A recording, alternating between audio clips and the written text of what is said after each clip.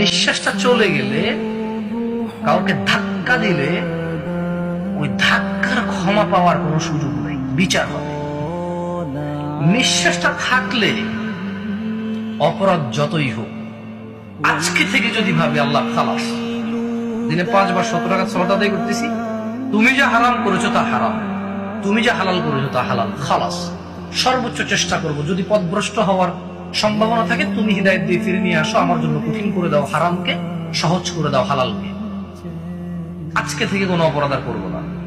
ওর অপরাধ কতটুকু অপরাধ, কোনো সমস্যা নাই। কেন সমস্যা নাই? যদি আজকে টাঙ্গাইলের, বাংলার জমিনের, পৃথিবীর জমিনের মুসলিম যার বয়স 10, 20, 30, 40, 50, 60, 70, 80, 90, 100, যত বয়স হোক, অপরাধ যত হোক, কি সুন্দর করে আল্লাহ বলেছে ইল্লা মান তাব।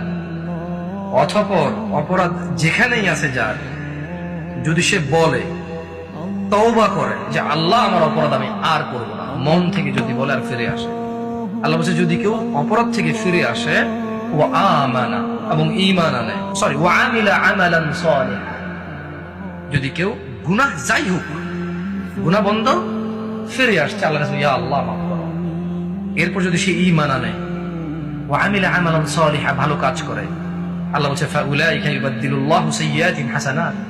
আল্লাহ বলছে তাহলে ওর যে এই যে মাপ চাওয়ার আগে যে গুনাহগুলো আছে, এগুলোকে আমি নেকিতে পরিবর্তন করব।